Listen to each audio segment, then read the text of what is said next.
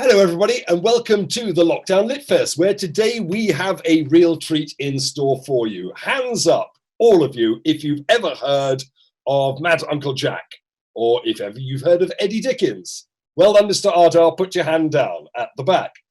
Philip Ardagh is best known for the Eddie Dickens series of books. He's written more than 100 books for adults and children. And during 2004 and 2005, he collaborated with the Beatles, Sir Paul McCartney, and illustrator and animator Jeff Dunbar to create Sir Paul McCartney's first children's book, High in the Clouds. It's a huge pleasure to have him on the show. Would you please give a huge welcome to the writer and radio personality, Mr. Philip Ardagh!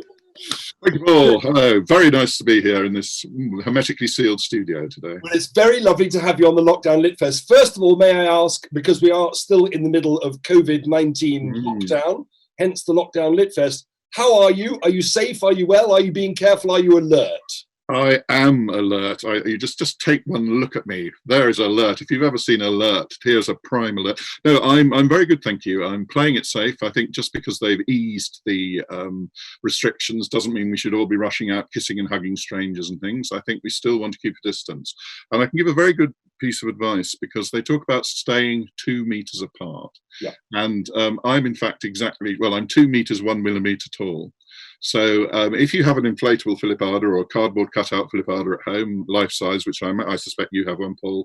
I have 3, yeah. Yeah, most children at home have one. So if you inflate it or just carry it out with you, when someone comes near you, just slap it down on the ground in front of you and go, keep back.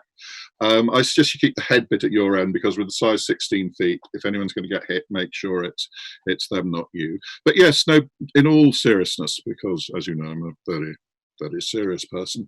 I think it's best to be alert because it's all right if we're all right. A lot of people going, oh, I'm not going to catch it. I mean, when you're this good looking, you're this healthy, you think, oh, I'm never going to get it.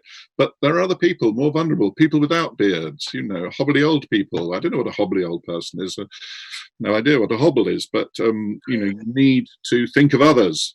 So just because you think you're indestructible doesn't mean you shouldn't think of others. So play it safe, but don't panic. Don't panic, that's the main thing. But I've got a mug here that says now panic and freak out. Oh, well, there you are then. I've got a mug here that says Britain's greatest author. Oh, well, anyway. I just happened to be there. Yeah. Okay. Sorry. No. It's a very important. This is a very important health warning on behalf of the nation, presented by Philip Ardagh. Indeed. Your hand now. I think I'll have a knitted licorice also. No, I'll save these sweeties till later. They look rather good. Thank you very much, folks. You get everything here in the green room at the Lockdown LitFest. Well, we try to look after our guests, of course. It feels like home from home. It feels like I'm at home. It's lovely. Yeah, and indeed you are.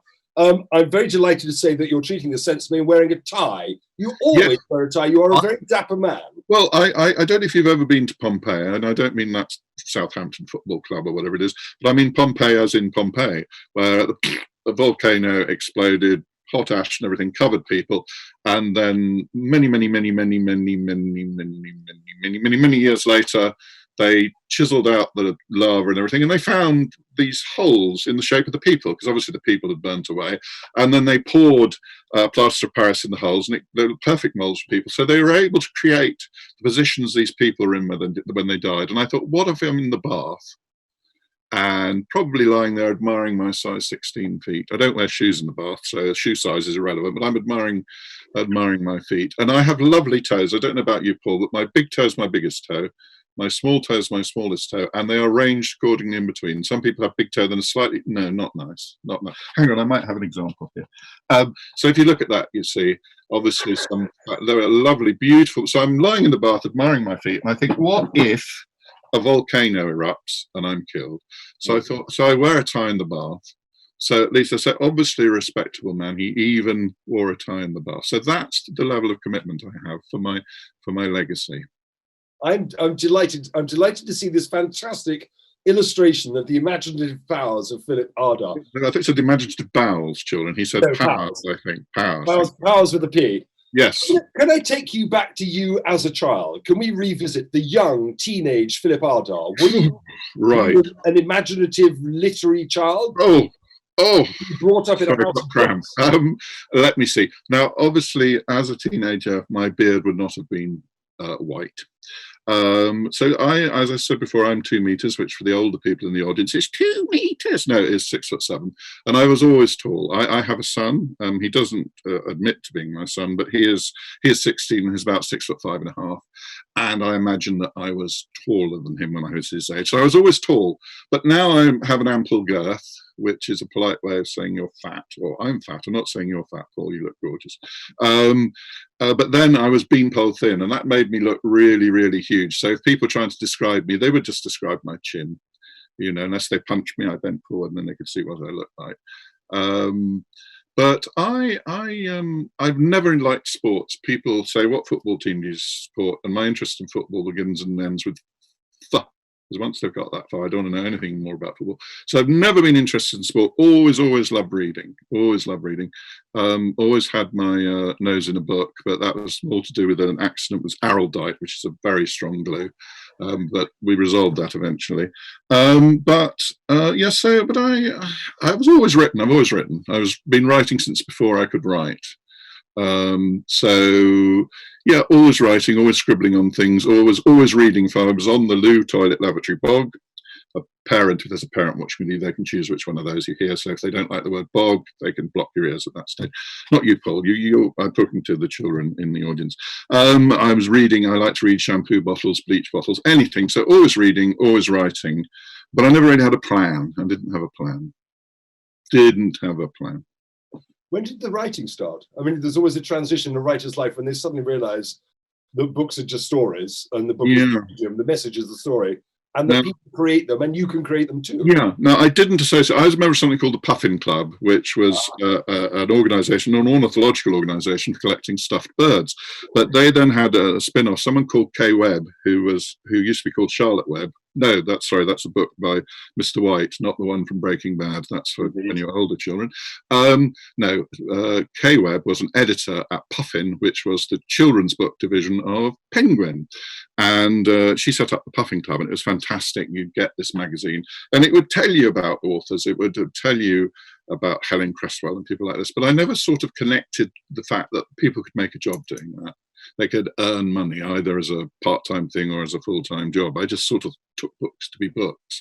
And I did live in a house where there were lots of books. It was fantastic. My mother was always reading, which is why I never got fed, which is why I was beanpole thin. My father was always reading, which is why we crashed when he was driving. He was a terrible driver. Oh my God, he was terrified. But anyway, but I did write before I could write. I did, from a very early age, get hold of old diaries and write squiggles and then sentences, and then they became stories. So I do not remember a time before my having a need to write.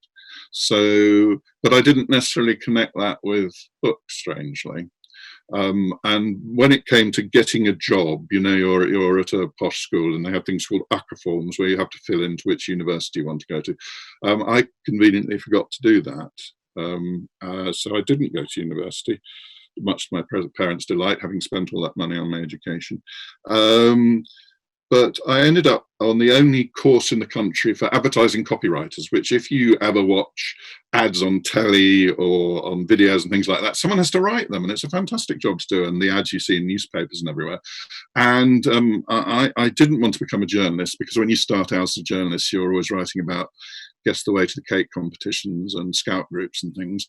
So I thought, well, advertising would be fun, because I loved a lot of the ads at the time. Smarty people are happy people. They smile all the time because they're feeling fine. Other sickly sweets are available.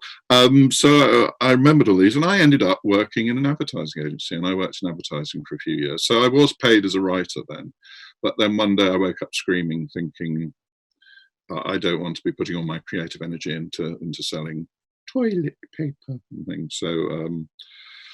So I changed my career. I retired in 1984, and you're thinking, how can a man so young have had a career then? I retired in 1984 and I became a hospital cleaner at Lewisham Hospital, because after advertising, the only way is up. And while I was there, I just started writing in my spare time.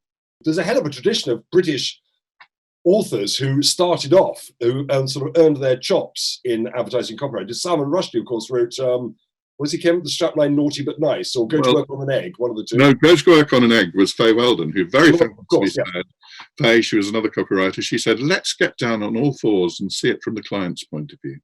Which, kids, let me tell you, is a wonderfully rude comment about people. I will tell you my Salman Rushdie story. When I thought about going into advertising, my father pulled a few strings. That's irrelevant. He just used to sit in the corner pulling strings. But while that was going on, someone arranged for me to go to an advertising agency to see what people did there. And I went to an advertising agency called Charles Barker Lloyd, and I met this copywriter who was singing a little ditty he'd written that you can dream a little, you can dream a lot, but the best dreams of all are the ones you've got, building with the Burnley. And that was Salman Rushdie. So I spent a day with Salman building with the Burnley, and he did all right. He did quite well. I like to feel that my influence turned him into a pretty successful writer. You've never heard of him, kids, because he's not as good a writer as I am, but he's done okay. Let's come to what you did, because unless I'm completely mistaken, you really opened your publishing output account in the year 2000. Well, yes, I was a children's non-fiction writer, and non-fiction writer is like, well, fiction is made up, but you don't say, what do you do for your living? You go, I'm a liar! So fiction is made up stories, and non-fiction is, of course, fact books, although you also have to be a bit careful with facts, especially in the days before the internet. And I started out in the early 90s writing non-fiction, and people were so disappointed. They'd go, hey, what do you do? And I'd go, I'm a writer, and they'd sound interested. And I'd go, I write for children, and they'd look a bit more disappointed. And I'd say, I write non-fiction.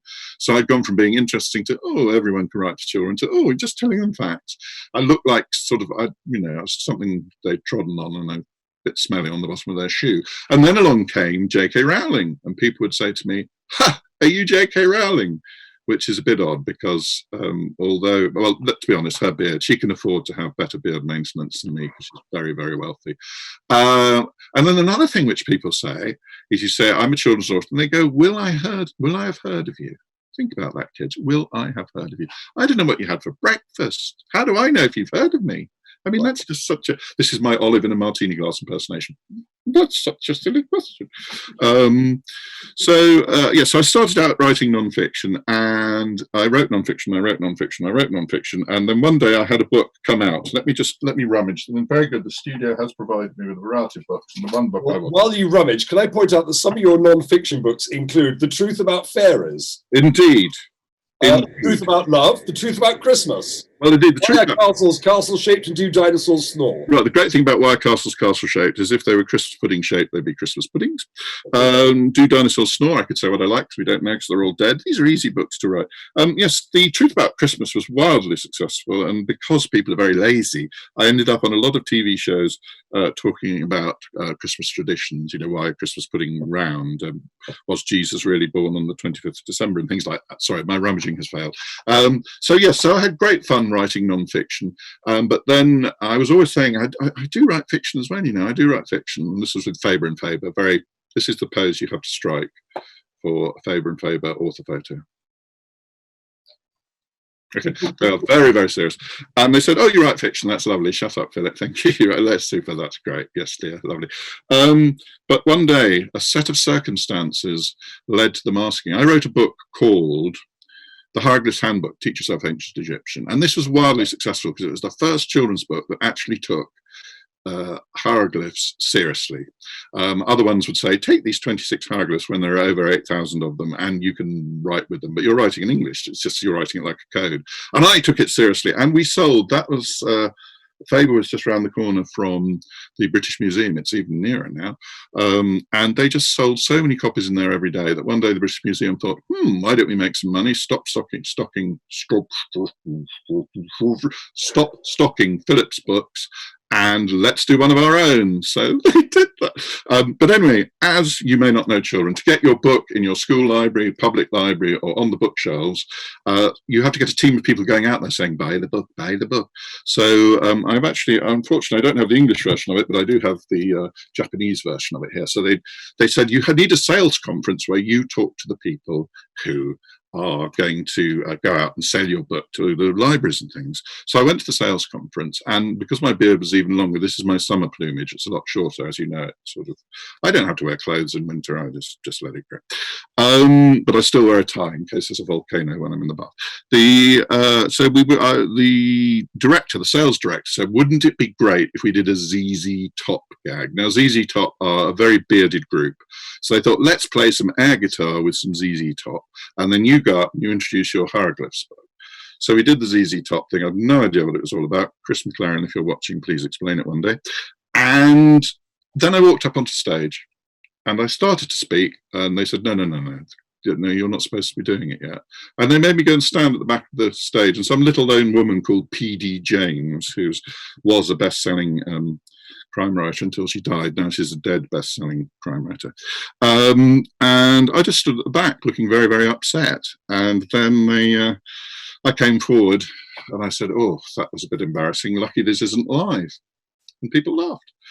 And I said something else and people laughed. And this is when I talk to children about, with nonfiction, you have to be careful, because nonfiction is normally written by the victors. So if you're reading about a battle and things, maybe the victors who are telling it make it out that there were more people in the other army or things. Because how I remember what happened next was a lot of the people in the audience ran around and they broke the leaves off the pot plants and lay them on the ground before me, while others were taking off their gold jewelry, and they melted it down. They made this huge throne, and I was carried out with praise singing in my ears.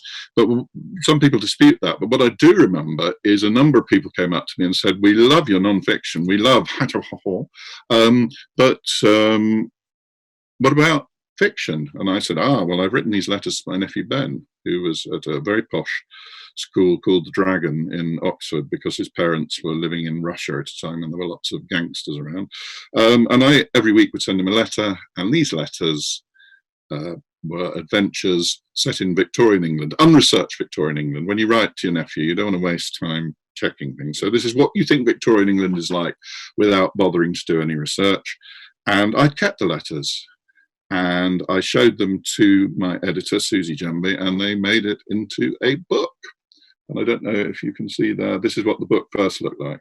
It looks like it's called Awful End. It does, Paul, but can you see how small? Your name is almost unrecognizable and illegible. You know, you mentioned beetle earlier on, as in Paul. Well, it looks like a beetle with an electron microscope and a pin has written my name there, because it is very small. But what happened is WOM. And when I say to kids when I do events, I say, "What do you think WOM is?" The best answer I've ever had is, "It's to do with having a baby." But that's a womb, but not for a WOM is word of mouth, of course. And that's when someone reads something and goes, and they pass it to their friend who goes, "Oh," and you sell and sell. So this book sold a lot of copies. So they changed the cover. The cover went through various guises, and my name got bigger and bigger. And this is what it looks like now. And I like to explain to children how books work. There's a code on a cover of book. If your name becomes above the title, it means you're successful. If your name is in bigger type than the title, it means you're really successful. But they didn't want me to get too big-headed, because you know what a giving, caring person I am. I kiss donkeys and pat babies and things like that. I'm a very loving guy in real life, but I do come across as an egotistical maniac, which is a posh word for a big head, kids. So what they did was, although my name comes above the title, although my name is bigger than the title, they made it look like it's been written in old spaghetti. You know, they say, throw spaghetti at the wall, and if it sticks, it's done. Well, and the reason they've done that is so I don't go around going, "I'm an international best-selling children's author." Anyway, this book, originally written for one boy, became the first of the Eddie Dickens trilogy. And look, it says on there, special 20th anniversary edition. Because as you said when you started, this is where my life changed, because 20 years ago, this book came out, and it's now in about 37 languages. And I know you're so kind and giving, you're going to give me the opportunity to ask another question. Is that correct? Yes, well, and maybe I'm using up all the oxygen, but it is my own oxygen in my own home, because that's what's so clever about it. So we look like we're together, but since the restraining order, Durham, because Paul, he does hang around my house outside, he doesn't get past the attack dogs. And I can't let him too near. Coronavirus or no coronavirus. A frequent visitor to Ardagh. Can I just point out, for those of you watching in Japan, Philip wasn't meaning to speak any rudeness in Japan. No, absolutely not. No, I'm sorry. Absolutely. Very important that we stress the fact that I must tell you about the Japanese. Thank you for mentioning. This is the Japanese version of Awful End. And the Japanese translator was a lovely woman, because I think you can judge how good a translator is when you have a book translated in so many languages. Some translators never get in touch. German translator will get in touch and say, in the book, you've got a bird that goes a little bit of bread and no cheese. Their call sounds like that. Would you like me to translate literally? In Germany, we have a bird that we say says this. Would you like me to swap it? And that shows a real level of understanding. And this Japanese woman was marvelous. I took her to the British Museum, and we had a very nice meal at the British Museum. The fossil was a bit chewy, but no, it was a very nice meal. And she said, I've done a rough translation. I'd like to ask you a few questions. And I said, yes. And she said, in your book, you say that Eddie Dickens, the hero's parents, got a disease that made them go yellow, crinkly around the edges, and smell of old hot water bottles. And I went, yes. And she said, and Dr. Muffin's suggested cure is that they suck ice cubes shaped like famous generals. And I went, yes. And she said, which generals? And I said, well, generic generals, just generals in general. And she wrote, generals in general. She said, in your book, Awful End, you say that Mr. Dickens, Eddie's father, suffered so badly from vertigo that once when he was on tiptoe, he had to be talked down by a group of passing philosophers. And I said, yes. And she said, where were they passing from? I said, they're having a picnic. So she wrote, having a picnic. And it went on like this. And at the end, she said, when I roughly translated your book before I met you, I translated it as though you were Charles Dickens. Now I've met you, I will make it more stupid. And I thought, well, that's going to be a good translation. So I have huge respect for the Japanese, and I really wish that I could read other languages. So when I go blah, blah, blah, blah, whatever, it's more of a comment on the fact that I can only read English. Right, we've used up about half an hour of the 35 minutes we have available. Oh! Maybe get to some meat, please, Philip. Right, right. What would you like to know? What I would like you to tell us is what the starting point was. How did you first come up with the idea of Eddie Dickens? You said it was written for one person. Who did you write it for? Okay, so I mentioned briefly, I wrote it for my nephew Ben. I have lots of nieces. Nieces are your brothers and sisters, or in my case, your wife's brothers and sisters, girl children, they're nieces. I've got so many nieces, I fall over them. They're wildly successful, lovable, gorgeous people. But I have one nephew, and he's called Ben. And so I was writing, I would put aside my primarily non-fiction books every 2 weeks, and I would write him these letters. And I thought, well, when my mother used to send me letters when I was in prison at school, they'd be very boring letters. I hope you are well, I am well. And oh dear, and they were I craved something a bit more interesting. So I thought, although inside my head my life is great fun, it would be nice to actually write episodes of a story. And when I was at the last of my 5 schools, we were dressed as though we were going to a funeral, because that's always a good idea. It always makes children want to learn. So black suit, white shirt, wing collar, pinstripe trousers, and all this. I'm not going to name the school because I didn't like it. So it felt very Victorian, very strict rules. You could only walk across this strip of grass if you were in the first 11 what, I don't know, first 11 people with the surname Fringe. So I thought it felt very Victorian, and I wanted the character to have a modern sounding name and an old fashioned name. And Dickens, obviously Charles Dickens, so that was a foregone conclusion. But I thought Eddie was quite a nice modern name, so put them together, and I thought, we'll have Eddie Dickens. It turns out his name is Edmund Dickens, which is quite a nice old-fashioned name you find. And I just thought, I'll just throw him into these adventures, and I won't know what's going to happen. And I think one of my favourite lines I have ever written, because Dickens wrote about actor managers, and there were always these awful people with very flowery language and things. So I said, in those days, most actor managers were called Mr. Pumblesnook, and Mr. Pumblesnook was no exception. And I think that's one of the greatest languages in the British language. So I really just had fun with that. I was writing for him, I was as much writing for me, and I just wanted to see where the story took me. And I chose Victorian England for that whole reason, that I had grown up in a very old-fashioned society where you wear a tie in the bath in case a volcano erupts. It is, as you say, still and always has been and always will be one of the greatest lines in the English language. Sorry, I could probably say I'm crying. I often have this problem. I have no shiny objects in the house except for this cup that I think I slipped in earlier, because I get distracted by by looking at myself. Yeah, the old adage, if you can affect one person, even if it's yourself with your writing, you have succeeded. Contaminate. Affect is not a good word during COVID-19. It's sharing the joy. It's that giving nature. I have a present for you there, please. please. You're extremely kind. You're not happy with that one. By the way, I should stress they should be spotty. They're not ill. There's nothing to worry about. Right, for those that haven't yet discovered the joy of Eddie Dickens, can we go through? Yes, it's a very nice fish with it.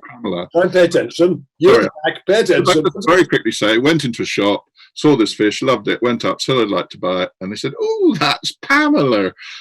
She's obviously very fond of Pamela, so I've always called her that ever since. Sorry, Paul. Pamela seems to be a Dover soul. Can you just introduce? Stop it with the mad eyes. You're freaking me out. I always right. For those that haven't yet discovered the joy of the Eddie Dickens series, starting, of course, with the book you've just held up, which nobody just forgotten. Awful End. Yes, right. Which in American is called The House at Awful End. A house called Awful End, I think.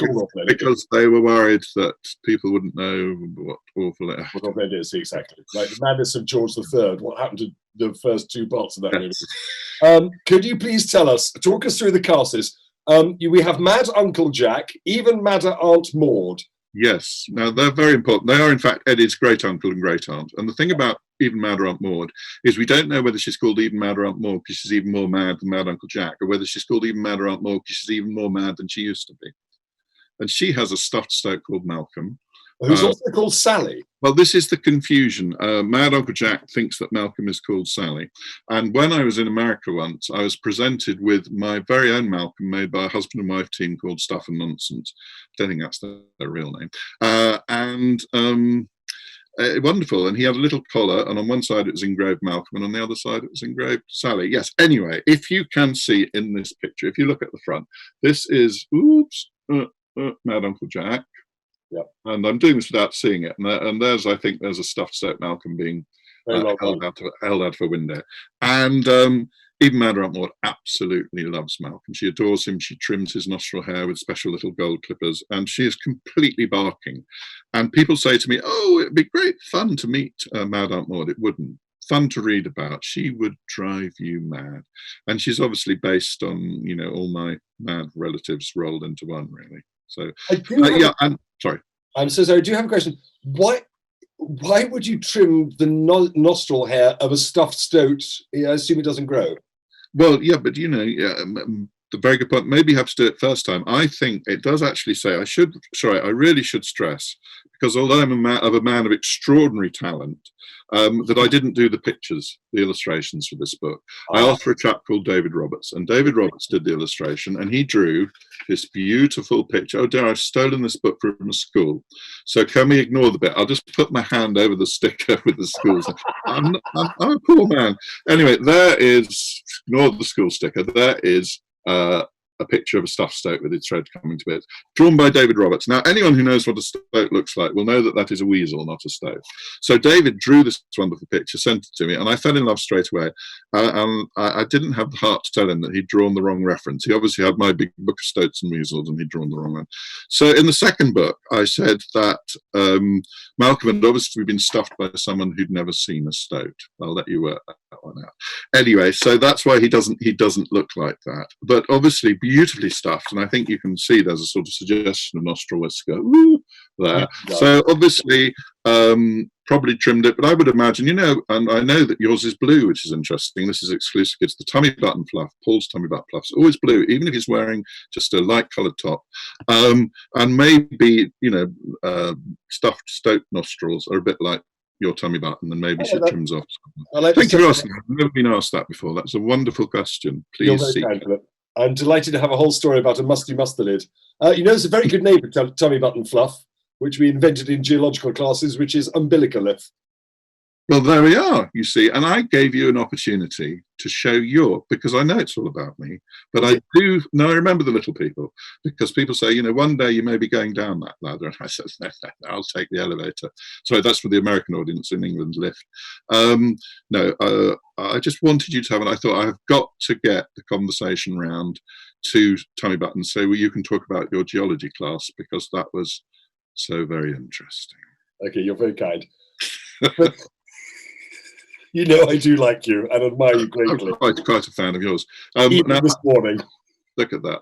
I was going to bring you this because I know you like, tasteful stuff. I'm a fan of a frog, and that was given to you by Elton John. It's funny you should say that. Actually, we can't name where he was sheikh of, but and still is. But that's rather nice, isn't it? I'm That's hoping very these nice. are all real. Anyway, there we are.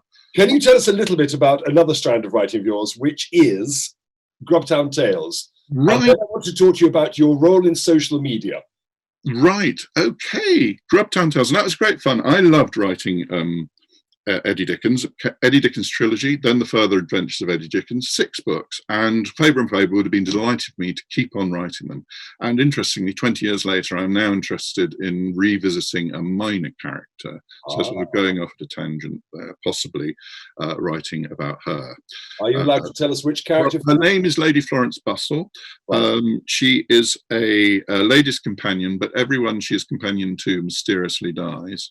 There's that terrible incident where she went around with her companion around the soup factory, very famous one, and Barnum's soup factory. And she had a sudden reflex action and accidentally kicked a guy off the gantry into the cockaliki, and that was their demise. But sorry, we're getting sidetracked. But I said, I want to do something different. I would like to write something different. So I created Grubtown Tales, and there's a chap called Beardy Ardagh in it, and he's a very grumpy author, and he cements off blocks off his spare bedroom because he's sick of the fact that because he's an author and works from home and he lives near the seaside, people keep coming to visit him.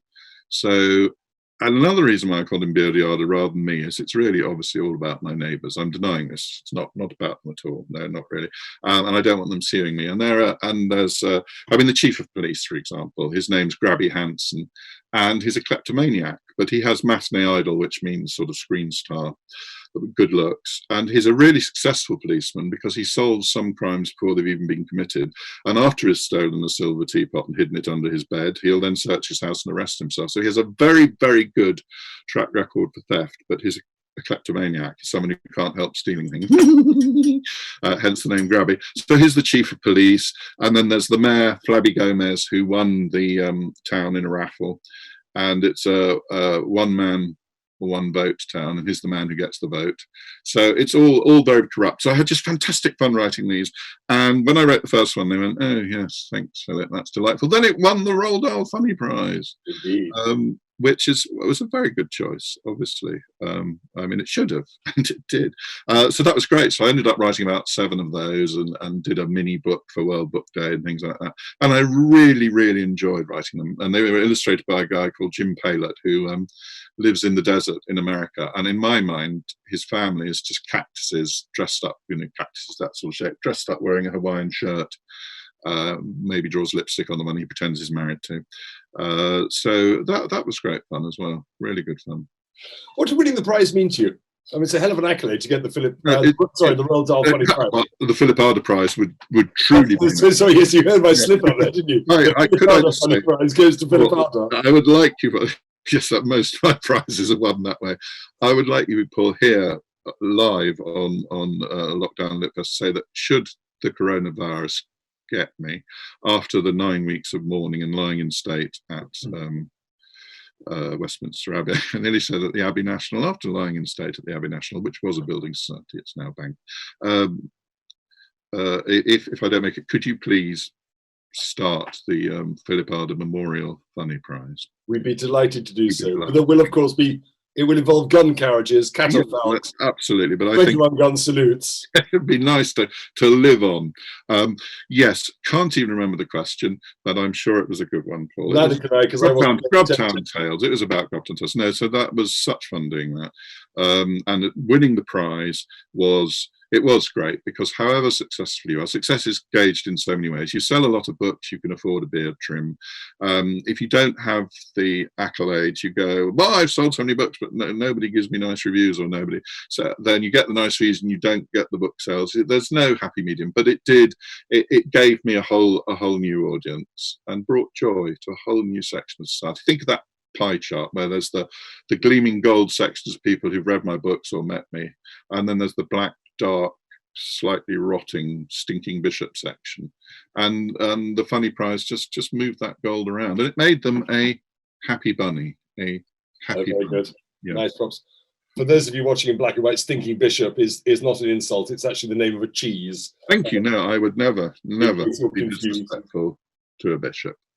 Now, I'm going to ask you a question, and I think you're probably going to give me the answer no, because I would very much like you to celebrate the 20th anniversary of the arrival of Eddie Dickens, fully formed, onto this planet, to give us a reading from Awful End. Would you be prepared to do so, Mr. Ardagh? Well, I would say I don't like it when people read from their books, because firstly, if you've read the book already, it can be a bit boring. If you haven't read it, and in this case you will be rushing out to order a copy, I'll be putting up the ISBN numbers at the end of the segment. And also, authors are not the best people to be reading their books. I'm not going to name the author, Ian McEwan, sorry, Ian McEwan. But I was at a reading, at an event once, and it was very interesting. Then this author started reading, and I thought, oh, this is good. It's lovely to hear him reading it in his own words. And he went on, and I was thinking, you can stop now. And he went on, and on, and on. And in the end, I turned to the person next to me and said, do you have a biro I could borrow? Which is a ballpoint pen. Other ballpoint pens are available. He said, why? And I said, because I want to burst my eardrum, because I'm already deaf in this ear. So it was just, I wanted him to stop, because authors always read too much. They always read too quickly because they get excited.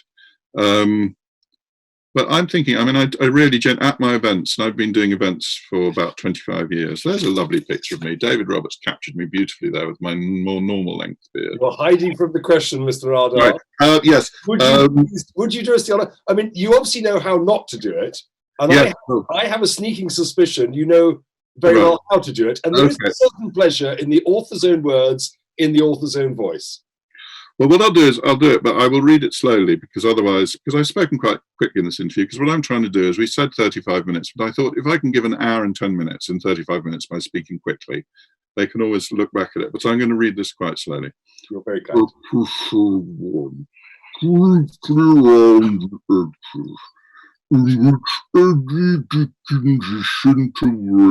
not adjust the volume on your laptop, device, tablet.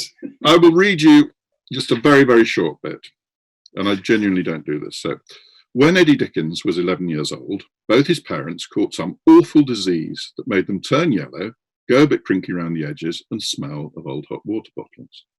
There were lots of diseases like that in those days. Perhaps it had something to do with all that thick fog, those knobbly cobbled streets, and the fact that everyone went everywhere by horse, even to the bathroom. Who knows? It's very contagious, said his father.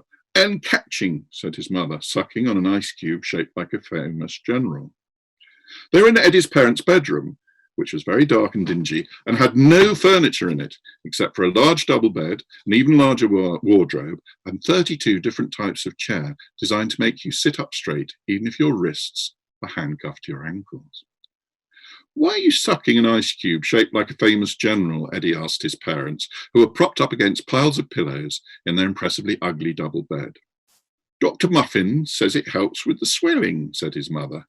In fact, because she had a famous general-shaped ice cube in her mouth, what she actually said was, "What Muffin says it helps with swelling?" But Eddie managed to translate. What swelling? He asked politely. His mother shrugged, then suddenly looked even more yellow and even more crinkly round the edges. And why do they have to be shaped like famous generals? Asked Eddie. He always asked lots of questions, and whenever he asked lots of questions, his father would say, questions, questions. Questions, questions, said his father. I told you. There we are, available in all good bookshops in this special 20th edition with the other two stories, which are, he says, knowing the books well, Dreadful Acts and Terrible Times. Philip, I am so honoured that you read for us. I know you don't like doing it. Genuinely don't. You don't. I am really, really touched. You mentioned earlier on about your son, who is nearly as tall as you. I know you to be a man not only of enormously great beard plumage, but also great head plumage, some of which seems to have lost. Is there a story behind this? Sorry, head plumage, did you say? Yes, no, he is. You're absolutely right. I'm a little bit worried because I know, obviously, I'm the only one who knows that you're as bald as a monk on top, Paul, because I'm the only person taller than you. So, look, he's coloured it in just in case. I've never been worried what my hair looks like because no one's ever been able to see the top of it except from aeroplanes or leaning out of tree houses. By the way, Mad Uncle Jack lives in a tree house made of creosoted dried fish, which is pertinent to the stories. He also paid for things in dried fish as well. Do you have any change for halibut? Ooh! Pamela. So yes, during lockdown, I thought, well, if I'm going to have to look a bit neater up here, because Fred, my son, that really is his name, Fred is catching up with me. We ordered some clippers. I think they're actually dog clippers, because when they came, they were sort of pink and had a paw print on them, and they came with a. Well, anyway, I've been tagged. He injected something, which means if I get lost, he'll be able to find me. And I thought he did a pretty good job. Years ago, there's a poet called Patterson. Can't remember. Anyway, there's a famous poet, and I was at one of the Faber, their notorious summer parties. And the last thing I remember at the party was, and I'd never met him before, was going up to him and just feeling the back of his neck like that. It just felt lovely. And I can remember why, because it does. I mean, I suspect you. Not just the hem of my cloak, Paul. I imagine you'd love to do that. So I think he's done a pretty good job. Oh, thank you. I think he's done a pretty good job. I'm just about to do it there. Here you go. Oh, there we go. Oh, lovely. Thank you. The joys of technology and a slightly worrying interviewer. So no, I think he's done a pretty good job there. My beard is looking a little bit fisherman's friend at the moment. Thank heavens I have the moustache, otherwise me and a sou'wester, as you know, it's often a lot bigger. No, I think he's done a fine job there. I think he's done an extraordinary job, and a grateful world acknowledges his barbering skills. Last question, we're running out of time. Yes. You are extremely active on social media across Twitter and Facebook. Yes. I know the brilliance of your brain, the inventiveness of your imagination. How do you decide which funny bits are going onto social media and which bits you're going to put into books? It goes in bursts. People do notice. They say, "Oh, you've had the urge today." I did a tweet the other day. This interview, if you're watching it in the future, this went out just after there were plans for get people to go back to school. Yes. And I posted a spoof letter saying that a head teacher had sent this out, and I crossed out all the names of the fictitious people in it so it wouldn't be seen. And that was last time I looked, it was only a couple of days ago. I think it's had about 9,000 likes, and it's been retweeted because it's a very silly letter saying about how to keep children apart. And some people are saying, "Is this real? It's outrageous," and it worries me. I think, heavens above, if they think having a metal belt around you with a pole made by the woodwork teacher that's 2 meters long to keep other children away from you, it's a bit worrying. But because I think, well, there's no point in putting a letter like that in one of my books, because it's satire and it's very of the moment. Right. So something like that I can put out there, get lots of love. I think there's nothing more boring than authors going, "Oh, I've got a new book out. Here's a picture of me at an event, this and that." So I'm very fortunate, as you know, because I meet you in exciting places around the world. I get to travel a lot. And I think if I just showed pictures of me saying, "Here is me with someone famous being treated very nicely," it's very boring. So when I go abroad, I post pictures of the light fittings. So if I'm in Switzerland, I'll nice photograph of a light switch or something. So that way I can do an essay on light fittings around the world. I'll